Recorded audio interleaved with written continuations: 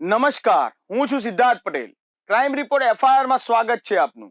FIR માં આજે આપણે અનેક ગુનાઓનો પર્દાફાશ કરીશું, તો શરૂઆત કરીએ.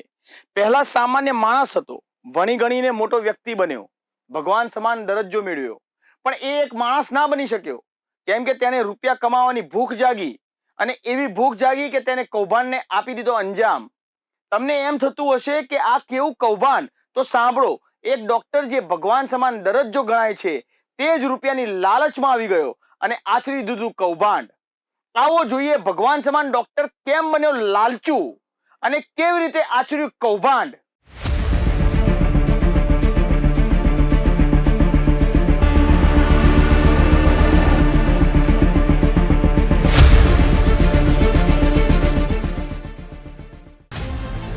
રૂપિયા કમાવવાનો જાગ્યો લોભ અને આચર્યું કૌભાંડ. શ્રી સમર્પણ હોસ્પિટલમાં ડોક્ટરે રૂપિયા કમાવવા આચર્યું કૌભાંડ. જેને ભગવાન સમાન માન્યો તે જ બન્યો રૂપિયાનો લાલચુ. ડોક્ટર બની શક્યો પણ ઈમાનદાર માણસ ન બની શક્યો. રૂપિયા માણસના જીવનમાં મહત્વના છે, પણ મહેનતથી કમાયેલો રૂપિયો જ કામનો છે. બાકી બેમાનીથી કમાયેલું ધન બરબાદીના દ્વાર ખોલી નાખે છે, તેમાં કોઈ બેમત નથી. બસ આ વાત રાજકોટમાં ડોક્ટર અંકિત હિતેશ કાથરાણી ભૂલી ગયો અને આચરી દીધું કૌભાંડ. ડોક્ટર અંકિતે રૂપિયા કમાવવાની લાલચે દર્દી સાથે મળીને 40 લાખનો ક્લેમ પાસ કરાવવાનું કૌભાંડ આચર્યું. જેમાં દર્દીએ ડોક્ટર અંકિતને 10 લાખ રૂપિયા આપવાની લાલચ આપી હતી, જેમાં ડોક્ટરે લાલચમાં આવી ગયા અને આચરી નાખ્યું સમગ્ર કૌભાંડ.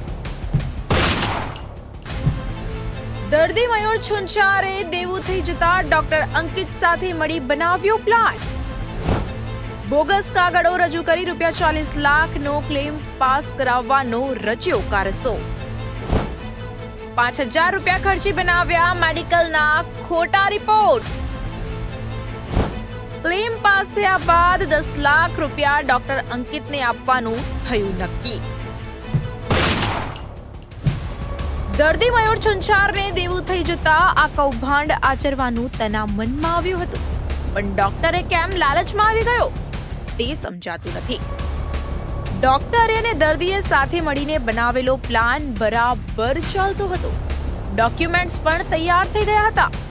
લગભગ ફાઇલ તૈયાર થઈને ક્લેમ પાસ કરાવવા પહોંચી ગઈ હતી. આટલો મોટો ક્લેમ પાસ થવા આવતા જ ઇન્સ્યોરન્સ કંપનીએ તપાસ શરૂ કરી, જેમાં જાણવા મળ્યું કે એક ક્લેમ મયુર છુંચાર નામના વ્યક્તિએ એક ક્લેમ રજૂ કરેલો હતો, જેમાં તેને પેરાલિસિસનો અટેક આવેલો એ પ્રકારના સારવારના કાગળો અને હોસ્પિટલની ફાઇલ રજૂ કરવામાં આવેલી હતી. આ જે મયુર છુંચાર છે એના ઘરે વિઝિટ કરતા આ લોકો જે હોસ્પિટલની ફાઇલ અને મયુર છુંચાર દ્વારા રજૂ કરવામાં આવેલી ફાઇલ હતી, આની ચકાસણી કરવામાં આવી. આ બંને ફાઇલમાં જે સારવારના કાગળો હતા એ અલગ પ્રકારના હતા, એટલે એ શંકા ઉપજાવ્યા એવા હતા. સાથે મયુર છુંચારની ઘરે વિઝિટ કરવા ગયા ત્યારે એમના ઘરે ડૉક્ટર અંકિત કાથરાણી કે જે ફિઝિયોથેરાપિસ્ટ છે, એ આજે મયુર છુંચાર છે એમને એક્સરસાઇઝ કરાવતા હતા, અને એમણે બધું હેન્ડ રિટન લખીને આપેલું હતું કે આ વ્યક્તિને આટલી આટલી તકલીફ છે અને એના માટે એણે ક્લેમ રજૂ કરેલો છે, એણે સાચા ડોક્યુમેન્ટ રજૂ કરેલા છે. આ પ્રકારનું ડૉક્ટર અંકિત દ્વારા લખીને આપવામાં આવેલું હતું. અને મયુર છુંચારે જે ફાઇલ રજૂ કરેલી હતી એ સમર્પણ હોસ્પિટલની હતી. હવે આ મયુર છુંચારની હકીકત હતી, એમાં એણે એક એમઆરઆઈને એવું કરાવેલું હતું. આ એમઆરઆઈનો સમય અને હોસ્પિટલમાં જે એડમિટ થયો એના સમયમાં વિસંગતતા આવતી હોય, જે રશ્મિકાંત પટેલ અને એમના સાથેના કર્મચારીને શંકા જતા એમણે એમના ઘરની બહાર ખાનગી કપડામાં બેસી અને એના ઘરની બહાર થોડીવાર ચેક કર્યું કે આ વ્યક્તિની હલચલ શું છે. તો થોડીવાર પછી આ મયુર છુંચાર છે એ પોતાની જ બાઇક લઈ અને નીકળી અને એક જગ્યાએ ચાની કિટલીએ જઈ અને ચા બનાવવા લાગેલ. આના વિડીયોગ્રાફી વગેરે આ જે કંપની છે એના દ્વારા કરવામાં આવેલી હતી. કંપની ખરેખર જ્યારે આના ઘરે મયુર છુંચારના ઘરે વિઝિટ કરવા માટે ગઈ ત્યારે આ વ્યક્તિ ચાલી ના શકે એવી કન્ડિશનમાં એણે પોતાની રજૂઆત કરેલી હતી, અને એના જે ડૉક્ટર છે ફિઝિયોથેરાપિસ્ટ ડૉક્ટર અંકિત દ્વારા પણ આ જ રીતે લખીને આપવામાં આવેલો હતો કે આ વ્યક્તિ ચાલવા સક્ષમ નથી. અને એની જ થોડીક કલાકમાં આ આરોપી છે મયુર એ પોતાનો બાઇક લઈ અને ચા બનાવવા માટે ગયેલ એવું ધ્યાનમાં આવેલ કંપનીને, જેથી કંપનીએ સમર્પણ હોસ્પિટલ ખાતે પણ તપાસ કરી અને એમાં જે સમર્પણ હોસ્પિટલ તરફથી એને જે ફાઇલ આપવામાં આવેલી હતી એ અને મયુર દ્વારા જે રજૂ કરવામાં આવેલી હતી ફાઇલ છે આ વિસંગતતા જણાઈ.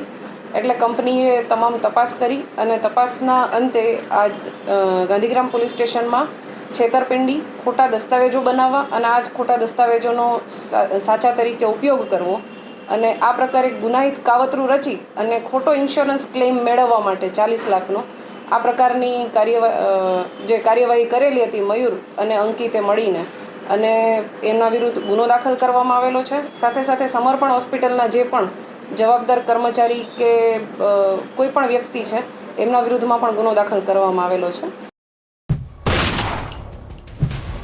કહેવત છે ને કે ચોર ગમે તેટલો શાતિર હોય પરંતુ એક સુરાગ ભૂલીને જ જાય છે.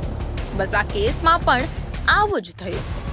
લાલચમાં અને ઉતાવળમાં રિપોર્ટની વિસંગતતા આવી અને કૌભાંડ ઉજાગર થઈ ગયું. ગાંધીગ્રામ પોલીસ દ્વારા કુલ 5 આરોપીઓની ધરપકડ કરવામાં આવી છે, જેમાં દર્દી મયુર છુંછાર, ફિઝિયોથેરાપિસ્ટ ડોક્ટર અંકિત કાથરાણી, શ્રી સમર્પણ હોસ્પિટલના કર્મચારી ભાવિક માકડ, હિતેશ રવૈયા અને હિમાંશુ રાઠોડની ધરપકડ કરવામાં આવી છે. હાલ આ 5 આરોપીઓના રિમાન્ડ મેળવવા માટેની તજવીજ હાથ ધરી કાયદેસરની કાર્યવાહી કરવામાં આવી રહી છે.